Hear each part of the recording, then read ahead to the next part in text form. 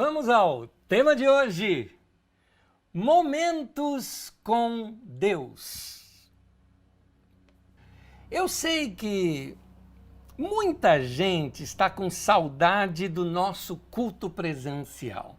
E faz falta mesmo, ainda mais num momento desse como a ceia.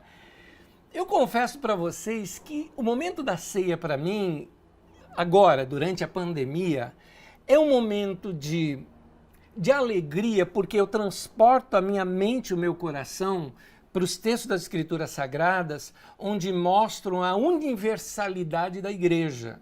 Ou seja, aqueles textos que mostram da família de Deus, do qual toma o nome nos céus e na terra. Ou seja, eu parto a ceia com o apóstolo Paulo, com Pedro apóstolo, com João.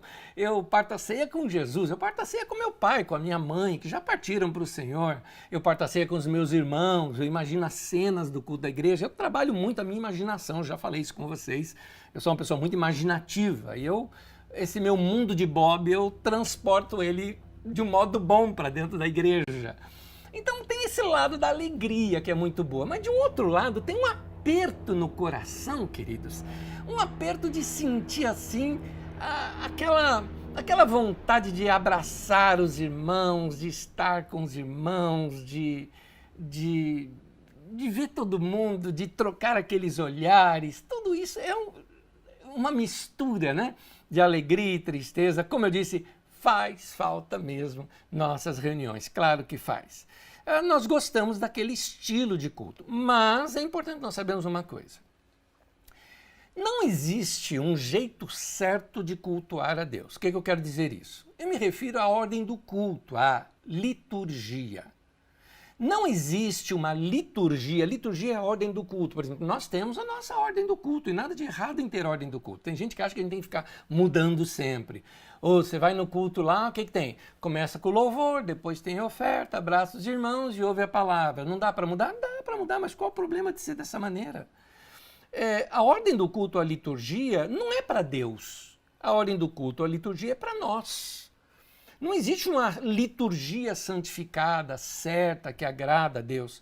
E cada um de nós vai se adaptando melhor numa forma ou outra e às vezes fazendo as suas devidas modificações. Por exemplo, alguns de vocês que estão me ouvindo já foram membros de uma igreja pentecostal? Quando eu falo pentecostal, não me refiro às neopentecostais, não.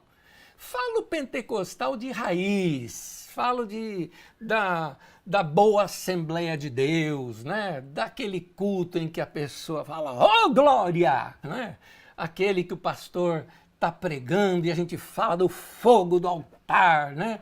E que o culto começa lá com nós abrimos este culto, né? Então, a banda às vezes tocando junto, né? Quem participou disso, talvez nesse momento eu te lembrando disso, você tenha saudades. Por quê? Porque aquilo com as glórias e profecias e o terra, né? Aquelas coisas todas, aquilo foi o que marcou a tua história, marcou a tua vida, marcou a tua experiência com Deus. Aquela liturgia era uma forma de culto, um meio no qual aquele grupo se estabeleceu e se organizou para poder adorar e chegar até o Senhor. Agora, se você frequentou, por exemplo, igrejas mais conservadoras, como por exemplo uma igreja batista, uma igreja presbiteriana, metodista, você experimentou Deus falando com você? Aqui também, quando eu me refiro a batista e a presbiteriana, me refiro àquelas conservadoras, mais antigas, não essas novas e modernas que tem, que é uma cópia das comunidades. Me refiro àquelas que tocavam o órgão, o piano, não é? Então, onde nós tínhamos o momento da oração silenciosa, no momento onde nós iniciávamos muitas vezes o culto com uma música solene ao som do órgão. Eu, por exemplo, tenho saudade do som do harmônio. Para quem não sabe o que é o harmônio, é o avô do órgão, né? O avô dos teclados de hoje que nós vemos, aqueles órgãos de pedal, né, de Follen. Eu tenho saudade daquilo, porque foi o meio que Deus usou para me conectar com Ele. Era naqueles lugares que nós experimentávamos. Eu me lembro, muitos anos atrás, eu fui organista de igreja e eu me lembro uma época em que eu fui pianista numa igreja, saudoso pastor Davi Clava, ali na Igreja Batista da Lapa, quando todos os cultos que nós começávamos, começava com aquele... Eu começava no teclado, o culto começava quando eu ia lá para o piano, eu ou outro pianista na escala naquele dia, e começávamos a tocar Vem vivifica tua igreja. Lindo canto, aliás, Vem visita a tua igreja. Lindo cântico pedindo uma ação do Espírito Santo naquele lugar. Que coisa linda, que coisa linda. Lembro-me também na Igreja Batista de Vila Santa Maria, depois mudamos o nome para a Igreja Batista Gileade, da qual o meu pastor daquele tempo, Jorge Miklos Cavalcante Dupont, está aí assistindo essa reunião nesse momento. Minha honra saber que ele acompanha aí, está aí até no chat com a gente.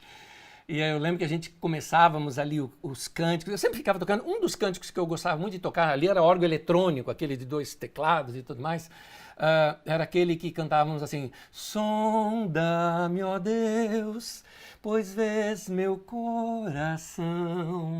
E ali falava de Deus sondar o nosso coração, provar as nossas vidas, e se há alguma coisa errada em nós, que Ele se afaste aquilo de nós. Era lindo ver tudo aquilo. Eram maneiras de cultuar a Deus. Se você, por exemplo, teve as suas primeiras experiências cristãs numa igreja católica, ou em outras igrejas que utilizam o mesmo modelo ritualístico como uma luterana, ou uma episcopal, ou uma anglicana, onde temos aquelas catedrais lindas, aquele silêncio, aquela reverência diante do divino. Lembro-me uma vez de estar ouvindo um irmão querido mostrando a experiência dele em uma catedral. Que coisa linda! Ele, um arquiteto, mas que foi criado numa igreja, se eu não me engano, era uma igreja anglicana, com suas catedrais e tudo mais, ele é inglês, né? Então, ele contando daquela experiência de entrar, ele falava, quando eu entrava naquelas catedrais enormes, eu via a minha pequenez diante do divino. Que coisa linda! Aquela sensação de uma obra de arquitetura que falava com você. Aquele ritual, sabe? O desconhecido, me permita a expressão aqui, eu falo ela num bom tom, aquele mágico da religião, fazia as pessoas terem uma relação, uma reverência, um temor a Deus. Você percebe que existem diversas maneiras de se relacionar com Deus? Deus estava em todos aqueles ambientes, usando a estrutura da sua religião e falando com você. Então não despreze esses bons, tema de hoje, momentos com Deus. Não despreze esses bons momentos com Deus que você já teve. Note então, não existe uma forma certa, uma liturgia certa ou errada. O importante é que seja um momento com Deus. A propósito, havia um cântico que eu cantava desde criança, inclusive, que dizia assim, a gente falava nesta noite feliz, porque os cultos eram à noite, né? Então, nesta noite feliz, neste santo lugar, eu marquei um encontro com Deus. E ele fala, seu amor é real, sua paz eu sentirei. Eu marquei um encontro com Deus. É interessante sentir o amor e sentir a paz, e para aqueles irmãos ali era um encontro com Deus. Eu sei que anos depois criticamos o cântico, dizendo, não, como marcar um encontro com Deus? Deus está comigo, Deus anda comigo. É verdade, irmão. Mas o culto é esse encontro, é esse momento com Deus. Ao longo da vida nós mudamos. Eu mudei, talvez muitos de vocês mudaram, e a sua forma de culto também. Na Carisma, por exemplo, como em outras comunidades, assim como em igrejas novas, igrejas neopentecostais, assim como novas igrejas católicas como carismáticas, assim como novas formas de igreja batistas e presbiterianas, assim igrejas como a nossa, pós-pentecostais, né, podemos chamar assim, mudamos a nossa forma de culto com cânticos mais alegres, com comunhão, alegria, dança, louvor. E Deus continuou falando com a gente. Você cresceu, tem coisa hoje que você não acredita mais do que você acreditava antes. Talvez você começou agora a ter novas formas ou até acreditar em novas formas de se relacionar com Deus. Mas note uma coisa, Deus não mudou. Foi sua forma de culto que mudou. E as anteriores não estavam erradas. Assim como essa que você tem hoje também não está errada. Mas eu tenho aqui uma proposta para você. E a minha proposta, aliás, se me permita, é uma proposta até de crescimento cultural. Eu, por exemplo, eu gosto muito de variedade. E eu gosto muito de conhecimento. Quando eu vejo alguma coisa que não conheço, e se eu puder conhecer, aquilo me alimenta a alma. Então eu gosto de conhecer outras coisas que me alargam, que me ampliam, que ampliam a minha mente, que me tiram viseiras, que ampliam o meu mundo. E por que não isso no mundo da religião? Quando eu estou falando a palavra religião agora, estou falando positivamente. Porque a palavra religião significa religar com Deus. Então todos esses meios de culto, de forma de culto, de orações, de cânticos, silenciosos ou barulhentos, não importam, são religião, formas de se cultuar a Deus. Estou tratando agora a palavra de modo positivo. Eu amaria, por exemplo, uma coisa que eu ainda não fiz. Eu amaria, por exemplo, entrar numa igreja ortodoxa, daquelas ortodoxa ou a grega ou a russa, né, ou algumas outras que existem, mas daquelas de catedrais, de preferência aquelas frequentadas grandemente por pessoas, de preferência, quem sabe um dia no exterior isso, e participar daqueles rituais, procurando entender cada significado, vendo a história de Jesus ali em seus vitrais, porque aqueles vitrais eles contam as parábolas de Jesus, as histórias de Jesus, e tentar entender aquela forma de buscar a Deus que se refere a outros povos, de outras nações, de outras culturas, de outras religiões, de outras maneiras de adorar a Deus. Lembro-me uma vez que eu estava numa região onde não havia nenhum cristão naquela região, a não ser aqueles que junto comigo estavam, que tinham chegado ali também. E num vilarejo veio uma pessoa de longe, sabendo que nós estávamos chegando, abriu os braços para mim e falou assim, meu irmão, e emocionado se dirigia a mim. Ele era da Igreja Católica Ortodoxa Grega e eu era o primeiro cristão que ele encontrava em meses. Que coisa linda, aquele abraço fraterno, gostoso. Qual é a forma certa? Qual é a forma na qual você ouve Deus falando com você? Essa é a forma certa. Então é aquela que é para você. Em Números capítulo 7, versículo 89, diz assim, quando entrava na tenda do encontro para falar com o Senhor, Moisés ouvia a voz que lhe falava do meio dos dois querubins, de cima da arca da aliança. Era assim que o Senhor falava com ele. Me permita uma consulta rápida. Sim, está certo. Eu fui checar se eu tinha colocado. Achei versículo 89, achei muito grande. Acabei de abrir minha Bíblia aqui para ter certeza de que eu estou citando o texto certo. Aquela era a forma de ele cultuar a Deus. E Deus falou com Moisés usando aquela estrutura. Agora vem a minha pergunta para você. Como você o cultua hoje? Como é que você cultua Deus hoje, querido? Com a pandemia e com o confinamento, muitas pessoas ficaram perdidas sem saber como cultuar a Deus. Na verdade, algumas igrejas inteiras entraram em pane. Aliás, entraram em pane refletindo seus pastores. Eu me lembro de uma reunião de pastores que eu participei antes do confinamento, e era uma reunião para tratar com os pastores exatamente a questão do confinamento, que não poderia ter mais reuniões. A Carisma já não estava tendo mais as reuniões, né, por prevenção, mas ali era uma palavra para todos os demais pastores de todas as igrejas da cidade.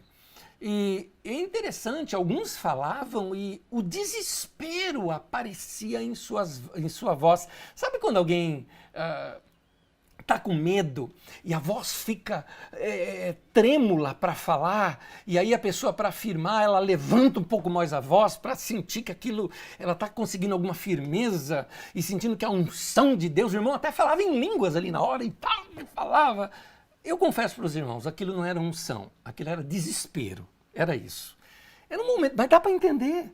porque não conseguia entender a igreja funcionando sem ser as quatro paredes, sem gente tocando, gente pregando, gente impondo mão, sem nada disso. Não consegue entender a igreja sem ser o reunionismo. A igreja evangélica, queridos, de uma certa forma, ela empobreceu em sua forma de culto. Em nome da excelência, de se fazer algo bonito, os shows substituíram o cântico congregacional. Ou seja, mais palco e menos participação da congregação. O culto passou a ser dirigido por especialistas, por profissionais. Muita performance, muito show, mas sem, do tema de hoje, sem momentos com Deus. Eu me lembro da simplicidade de um dos cultos que eu participei lá na África. Que culto, gente!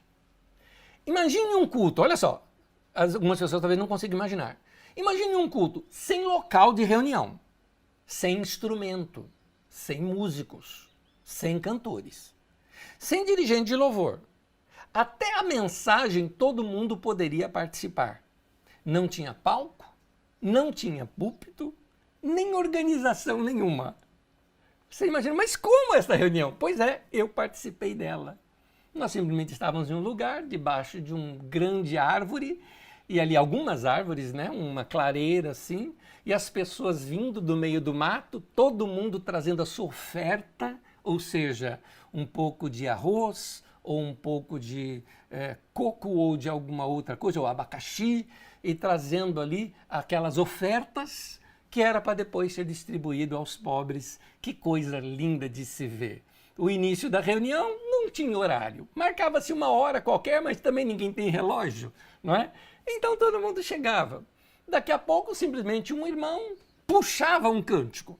E lá, como são cânticos na base da puxada, né? Como eu já cantei vários cânticos ocidentais aqui, eu vou te cantar aqui um estilo de como eram os cânticos lá na África. Para você ter uma ideia, alguém se levantava, por exemplo, e falava assim, Mariwa Kanaka, e aí daqui a pouco todo mundo, ia, ia, ia, ia, ia, ia, ia, ia, e todo mundo começava a dançar e dançar. Claro, todo mundo que sabia dançar. O branco aqui no meio já imagina como é que se dava no meio daquele povo, né? Coisa linda de ver. E era assim que começava a reunião. Daqui a pouco era outro irmão que puxava um canto, daqui a pouco era outro irmão, e daqui a pouco outro irmão. Não tem ninguém. Para pregar era assim. Alguém tem alguma palavra de Deus para nos dar, né? E ali eu era um convidado. Nós agora convidamos aqui o irmão Anésio, que vai trazer uma palavra aqui para nós. Eu reparti uma palavra e depois todos podiam comentar aquela palavra. Que coisa mais linda! Vê, existe modo certo de reunião?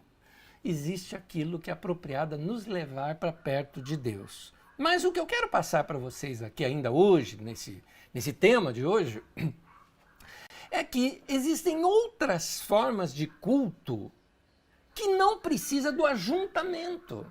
Porque todos esses que eu citei agora, eu citei de reuniões e de ajuntamento. E nesse tempo que nós estamos de confinamento, como fazer? Tem gente que não consegue imaginar a igreja sem o local de reuniões.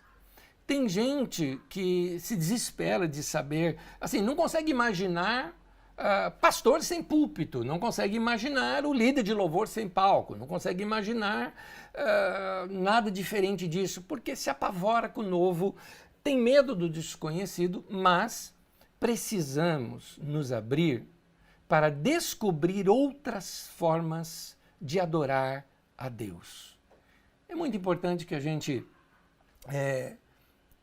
se abra para aprender outras maneiras de adorarmos a Deus. Eu tenho várias aqui para falar com vocês. A primeira delas é aquela que eu já disse aqui muitas vezes, por isso não vou me prolongar muito nela, porque numa das últimas mensagens aqui nossas, eu falei muito sobre isso, que é a contemplação.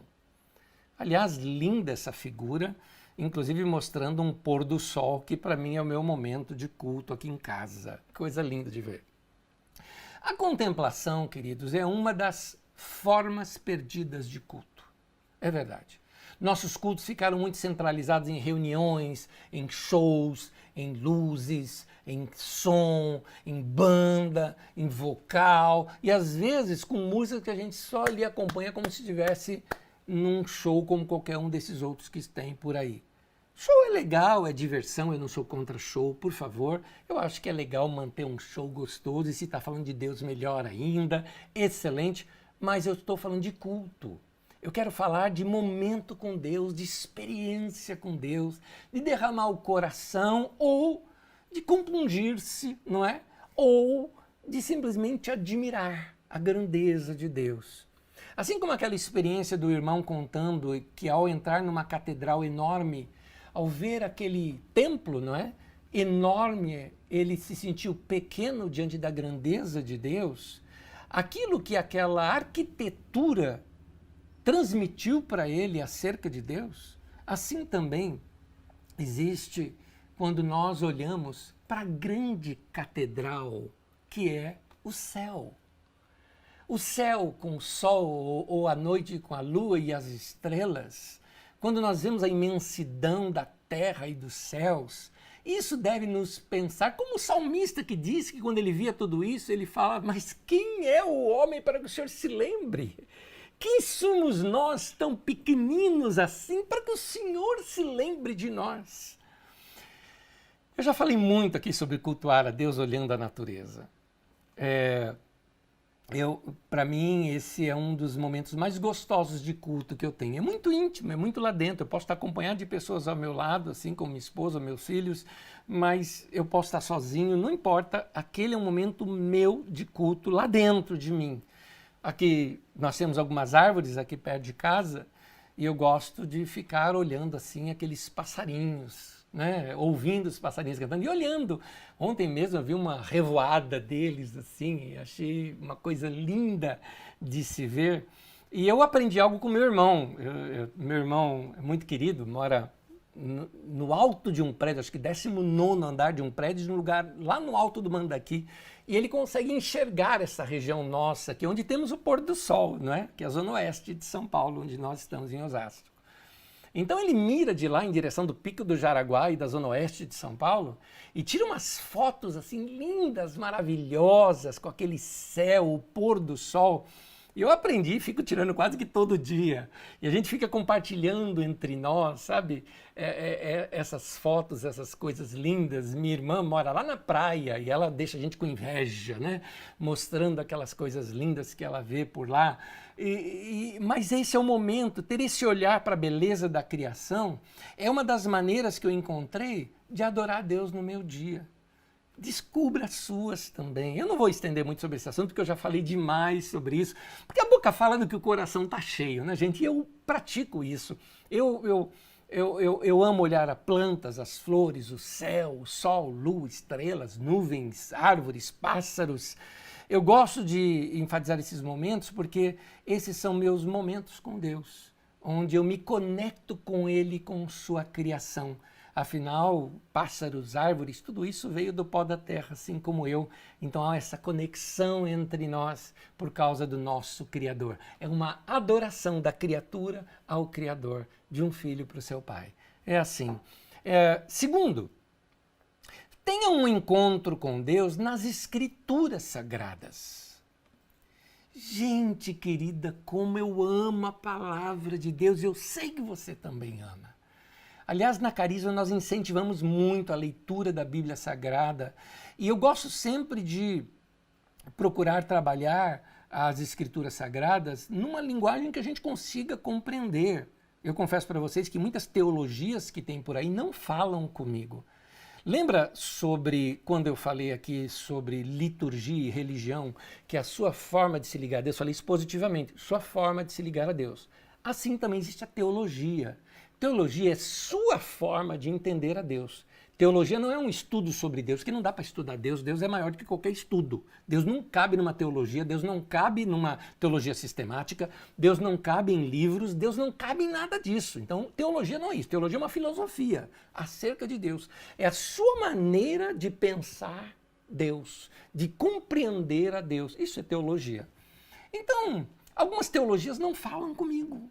elas são secas, elas são europeias, elas são para pensamento de europeu e eu não gosto. Eu sou muito brasileiro, eu sou muito latino e eu acho que a Bíblia ela fala com todos os povos e eu gosto de fazer a leitura do nosso povo com relação a Deus e as descobertas que nós temos nas Escrituras e as identificações que nós fazemos nas Escrituras Sagradas. Isso nós fazemos de terça-feira aqui à noite no nosso Didaquê, que você está convidado a participar às 8 da noite. Didaquê, ó, eu fazendo merchan aqui, participa com a gente, é gratuito, você participa, tem apostila, tem tudo no nosso site e você pode participar.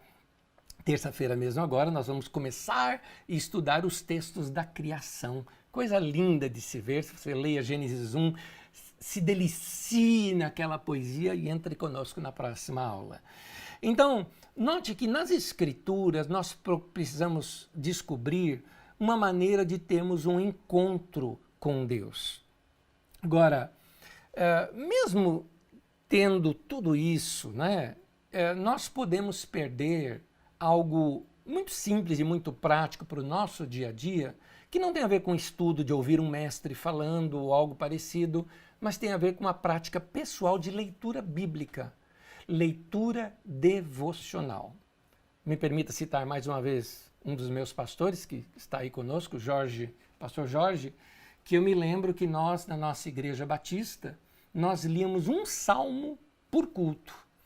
E ele começava o culto com um livro dos salmos, lia aquele salmo, explicava aquele salmo para nós, e nós fizemos assim por 150 cultos. Nós fizemos isso, um salmo por culto. Que coisa gostosa ali de meditação, de devocional, de estudar a palavra de Deus.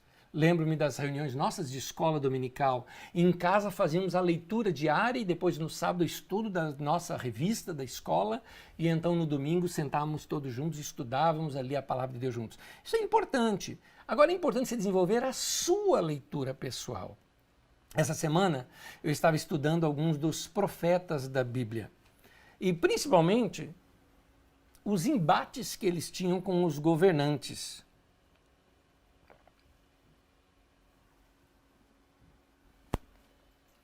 Isso tem um pouco a ver com o meu jeito de ser, né? Quem me conhece de anos sabe que eu sou um crítico, né, das questões políticas, seja quem for o governante, eu sempre estou do outro lado ali, criticando no bom sentido. Então, e eu vejo isso nos profetas, eles me inspiram, esses homens, eu gosto de lê-los. E aí eu pensei comigo, que lições eu posso tirar daqui para ensinar para os irmãos? Gente, tem umas de Miqueias que eu acho fantástico, tem umas de Sofonias que eu vibro com tudo aquilo. No entanto, eu percebi, naquela minha leitura que eu estava fazendo, que aquele era um momento só meu, um entendimento só meu e só para mim. Era algo entre eu e Deus. Não era para ensinar para ninguém. Era minha meditação, era Deus falando comigo nas Escrituras. Nós, pastores e pregadores, nós temos um monte de defeitos. Um deles é esse. A gente lê algo bom, assim a gente pensa, isso aqui vai dar um baita sermão, né? A gente logo pensa nisso. Mas tem coisas, meu querido, que é só entre você e Deus. No caso, estou falando aqui para mim também. Tem coisas que é para nós, para o nosso deleite com o nosso Deus. Nós também somos ovelhas, nós também precisamos de edificação. Nesse ponto, eu gostaria de ler aqui para vocês um trecho de um querido, já partiu para a glória, e este irmão, que já foi um pastor evangélico, mas anos depois exerceu outras funções, Rubem Alves, ele diz assim: eu leio os textos sagrados como quem lê poesia, e não como quem lê jornal. Quem lê jornal procura a verdade dos fatos. Eu procuro a beleza, e é de beleza que a alma se alimenta. Que coisa linda! Você notou isso? Um momento com Deus nas Escrituras. Uma experiência com Deus de ler as Escrituras e perceber aquilo está falando comigo. Ler de um modo devocional, eu uso muito essa expressão devocional, né? Devocional significa de devoção. É ler com o coração aberto. É ler com a expectativa de que o Espírito Santo vai revelar ali ao teu coração segredos daquele texto que está sendo lido. Deus vai usar aquelas letras sagradas para falar com você, para te dar sabedoria. A sabedoria vem pelas Escrituras. Paulo mesmo fala isso para Timóteo, que as sagradas letras poderiam torná-lo sábio. As sagradas letras nos trazem presença de Deus, revelação sobre Deus, direção de Deus para a nossa vida. Quando eu leio as Escrituras desse jeito, eu estou permitindo que o Espírito Santo faça uma obra no meu coração. Então, quando você lê a Bíblia, você vai estar permitindo que Deus tome aqueles princípios e os aplique aí ao seu coração. Veja comigo o texto de Salmo. Salmo 119, um salmo feito exclusivamente de adoração às Escrituras Sagradas. Versículo 24 diz assim: Sim, os teus testemunhos são o meu prazer. Eles são os meus conselheiros. Duas coisas dá para a gente notar nesse texto. Primeiro, que o texto, ele tinha prazer no texto. O texto falava com sua alma.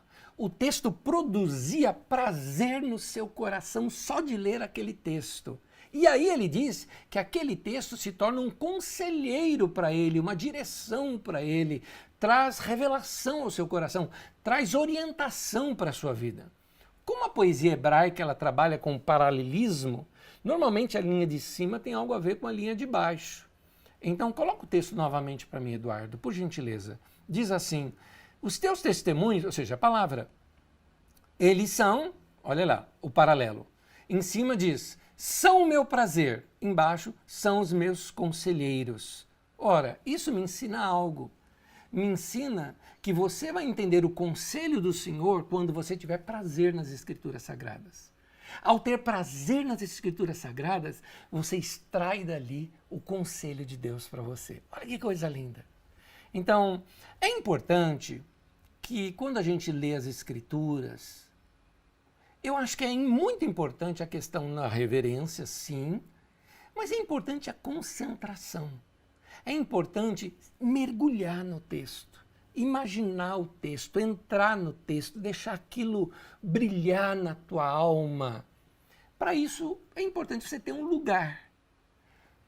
Sabe aquele lugar de paz? Aquele lugar onde você fica sós com Deus. É só você e Ele. Aquele momento é seu. E aí vocês têm as suas maneiras. Pode ser aquela rede gostosa no fundo da sua casa, não é? Gostoso. Você fica ali, você deita, põe aquela tua rede, olha para o céu, vê passarinho. Ali você faz sua leitura da Bíblia e tem sua experiência com Deus. Pode ser a sua cama. De repente você deita ali à noite, sua leitura é à noite antes de dormir. Meu pai, por exemplo, a experiência dele era na cama. À noite ele ia deitar antes de todo mundo, ficava fazendo suas leituras bíblicas. Era a maneira dele cultuar a Deus. Pode ser uma cadeira, aquele lugar onde você gosta de ir sentar e é teu lugarzinho. Onde você se sente bem, não existe regras, mas um lugar onde você se conecta com Deus, possibilitando aquele momento tranquilo, onde Deus possa falar no teu coração. Por isso é importante esse tempo. Vê, estou te mostrando outras formas de cultuar Deus. Existem diversas formas que não precisam daquele ajuntamento todo, no qual você pode cultuar a Deus e crescer com Ele também. Terceiro, descubra o caminho da sabedoria. Busque a paz. Há uma relação, queridos, entre o culto a Deus, entre a sabedoria e ter paz. Essas coisas estão interligadas. A sabedoria de Deus, ela pode vir para nós quando nós estamos sintonizados com Deus. Por isso, quando você se sintoniza com Deus, seja olhando a natureza, seja lendo as Escrituras Sagradas, seja fechando seus olhos em oração, seja cantarolando um cântico. Quando nós estamos fazendo isso, por exemplo, quando eu estou olhando a natureza, eu não estou só ali contemplando uma obra de arte. Sim, é uma obra de arte do meu Criador, mas é mais do que isso. Para mim, aquele é um momento de contato com Deus, de sintonia com Deus. Eu sei que eu estou com Ele e eu sei que Ele está comigo. Nós fizemos uma conexão naquele momento. A partir daí, eu consigo perceber melhor a voz de Deus no meu interior. Onde Deus mora? Deus mora no íntimo. Deus mora em nós. O nosso coração é o propiciatório onde Deus fala conosco. Lembra aquele texto que eu li com vocês de Números, falando de Moisés? Naquele texto, fala, era assim que ele ouviu o Senhor, era assim que Deus falava com ele. Deus falava ali sobre o propiciatório com ele. Pois bem, hoje o propiciatório veio para o nosso coração. Não está mais numa tenda, não está mais numa arca. Hoje está, a arca foi trazida para dentro do nosso coração. É o Senhor Jesus que reina ali. Então isso me dá sabedoria. Essa conexão com Deus me dá percepção. Interessante isso. Percepção é aquela voz de Deus que você sabe, mas você não ouve. Você sabe, você percebe. Eu passo a perceber o meu mundo melhor. Eu passo a perceber melhor o mundo ao meu redor. Eu passo a perceber melhor as pessoas. Eu passo a fazer até mesmo uma melhor leitura acerca das pessoas. Isso aconteceu com Jesus. Há um texto em Marcos, no capítulo 12, de 13 a 17, que os fariseus chegam para ele junto com os herodianos e dizem assim: mestre, olha o linguajar deles. Sabemos que és íntegro e que não te deixas influenciar por ninguém. Permita-me o tom de voz, porque eu acho que é assim mesmo que eles falaram. Porque não te prendes à aparência dos homens, mas ensinas o caminho de Deus conforme a verdade. Olha como é que o texto continua adiante. Mas Jesus, percebendo a hipocrisia deles, e aí segue a história. É engraçada essa história porque é a história que eles tentam fazer uma pegadinha com Jesus. É aquela pegadinha da moeda e que Jesus responde: dá a César o que é de César, dá a Deus o que é de Deus, e na verdade eles não respondem nada para eles, que eles colocaram Jesus numa sinuca, né? Listo ou não pagar impostos? Jesus fala: não, é tempo de libertar esse povo da escravidão de Roma. Pronto, os guardas estavam ali e iam prendê-lo. Agora, se ele fala, sim, tem que pagar o imposto e tudo mais para Roma, porque a gente deve fazer isso, o povo ia falar: ih, esse está assim com os homens lá de cima. Então, sinucaram Jesus. Jesus pede uma moeda, falou: de quem que é essa efígie aqui? Ah, é de César. Ele falou: dá a César o que é de César, dá a Deus o que é de Deus. Ele não respondeu a pergunta cá entre nós, foi uma saída muito bem dada. Mas note esse texto, Jesus percebendo a hipocrisia deles.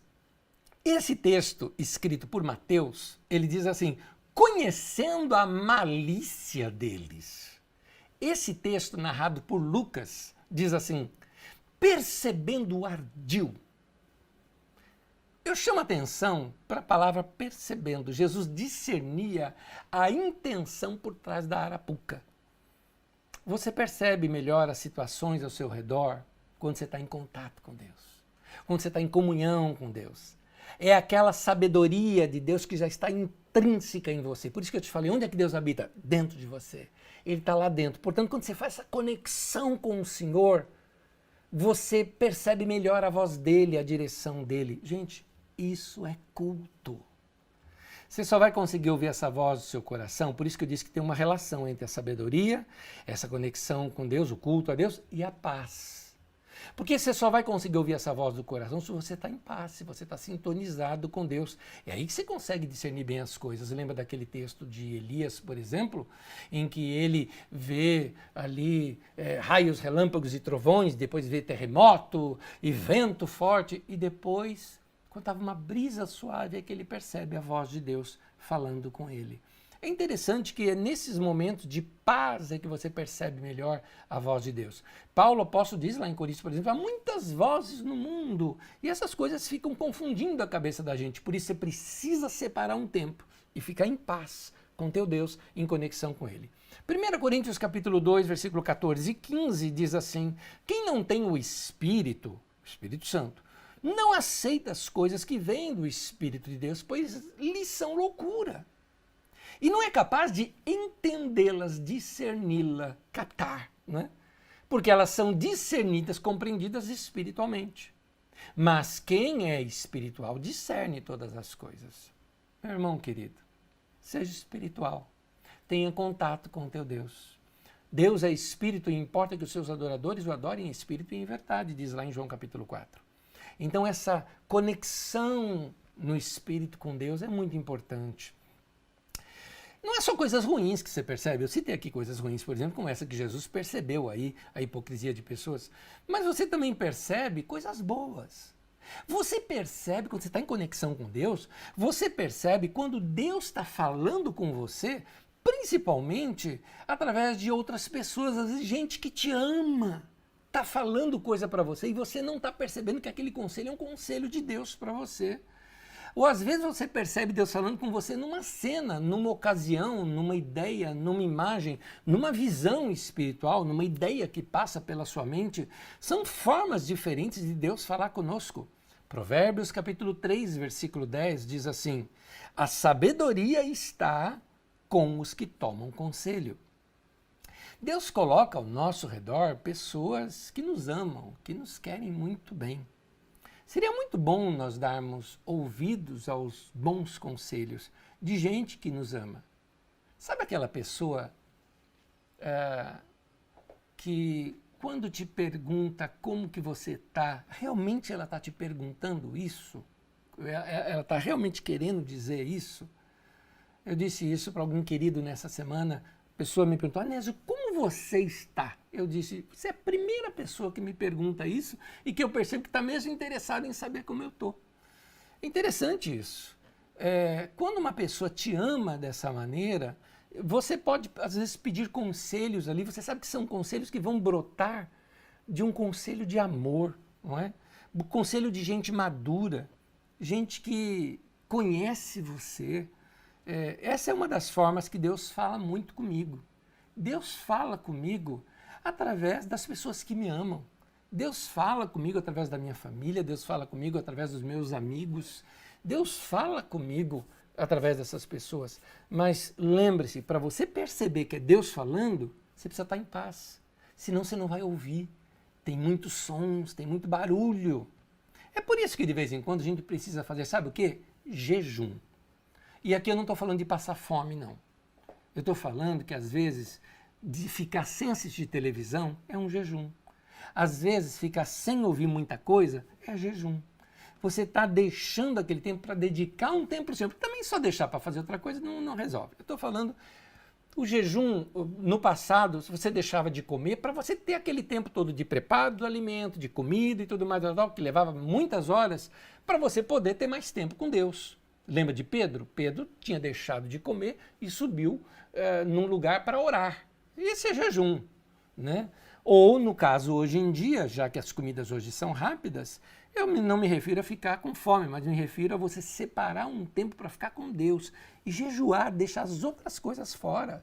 Tira informações da tua cabeça, tira tanta coisa para ficar em paz, se sintonizar, se conectar com Deus. Quer estar sintonizado? Busque a paz. Se você estiver no meio de uma agitação, procura a paz.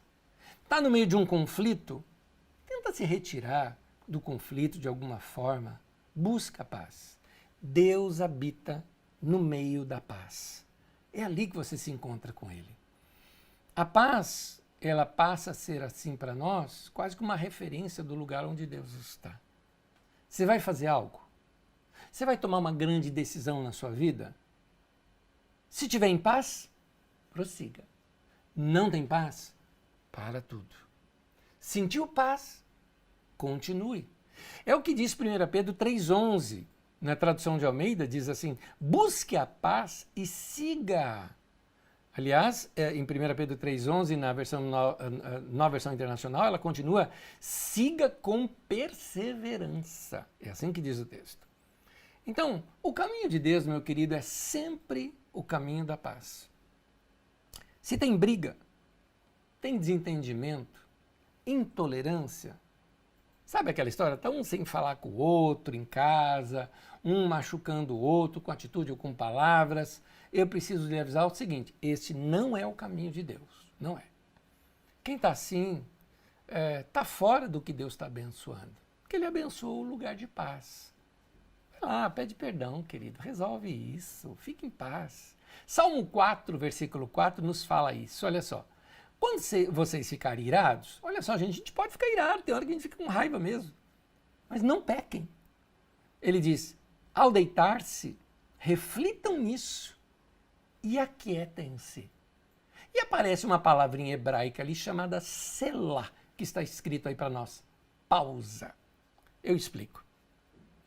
Como os textos de Salmo eram cânticos, então provavelmente selá, a palavra que a gente não sabe a tradução, que aparece no texto hebraico, ela talvez significa pausa, mas interessante, ela só aparece quando o que é cantado precisa ser parado para ser refletido. Então é muito provável que signifique pausa para reflexão. Em outras palavras, para, medita, olha bem o que você está cantando, perceba bem o que você está falando. Isso aqui é coisa para se pensar. O texto fala assim, quando você ficar irado, não peca. Quer dizer que eu posso ficar bravo e não pecar? Pode. E ele fala, quando você vai deitar, reflete tudo isso. Valeu a pena? Tá com raiva de alguém? Não fala nada, sai de cena. Valeu a pena aquela briga? Ah, mas eu falei mesmo. Tá, falou mesmo e tá dormindo no sofá agora. Valeu a pena? Foi dormir com os cachorros. Valeu a pena? Não vale. Vai resolver com a pessoa. Vai lá e pede perdão. Ah, sou sempre eu que peço perdão. Você quer estar certo ou quer ter paz? Guarda bem isso. Você quer estar certo? Eu vou falar mesmo. Ou você quer ter paz? Tenha paz, meu irmão. Paz é melhor. Quer ter paz? Muda você. Não dá para mudar o outro, muda você. Paz, a paz, ela começa com você. É você quem tem que dar o primeiro passo, mesmo que seja num momento de conflito. Seja mais nobre. Entre estar certo e ter paz, fique com a paz. É bem melhor. Tenha paz com as pessoas ao seu redor, que eu citei agora. Tenha paz consigo mesmo. Sabe? Paz comigo, eu aceitar os meus defeitos ou confessar os meus pecados para Deus. Que coisa linda confessar pecados para Deus. Lavar a alma. E principalmente, tenha paz com Deus. Paz com os outros, paz consigo, paz com Deus. E eu desenvolvo essa paz com Deus com os meus momentos com Deus, que é o tema de hoje. Se você quer ouvir a Deus, você quer ter sabedoria, seja um homem ou uma mulher de paz. O texto bíblico nos fala, 1 Pedro 3,11, busque a paz e siga. Que Deus abençoe você, em nome de Jesus. Quero orar com você nesse momento. Vamos orar. Senhor, eu oro nesse momento com os meus irmãos, pedindo que a Tua paz inunde o nosso ser. Eu, nesse momento, nesse dia tão bonito, neste santo lugar onde eu estou, onde cada um dos meus irmãos está nesse momento. Sejam aqueles que estão nesse momento no hospital nos acompanhando, aqueles que estão em casa nos acompanhando, aqueles que estão nos ouvindo enquanto se dirigem para algum lugar. Nós marcamos esse encontro com Deus, esse encontro com a Tua palavra, esse encontro com o Teu amor. E como diz a letra do cântico, a Tua paz eu sentirei. Eu quero experimentar essa Tua paz. Eu quero vivenciar essa Tua paz. Eu quero me encontrar com o Senhor neste momento, nessa conexão, neste lugar de paz. Que a boa mão esteja sobre mim, sobre minha família, sobre meus irmãos, sobre suas famílias, aos meus irmãos que estão enfermos, aos meus irmãos que estão se recuperando, aos meus irmãos que estão em crise, aos meus irmãos que estão bem, a toda a Tua família aqui na terra, Senhor. Que a paz do Senhor guarde nossa vida e nosso coração e a nossa mente em Cristo Jesus. Em nome de Jesus que eu te peço que essa Tua palavra expanda a nossa mente e o nosso coração e nos leve a uma experiência maior contigo. Em nome de Jesus. Amém e amém. Que Deus te abençoe, uma boa semana para cada um de vocês, que Deus te dê muita graça nessa semana e eu te espero na terça-feira no nosso momento de estudo bíblico de Daqui. Deus abençoe, um beijo a todos, Deus abençoe.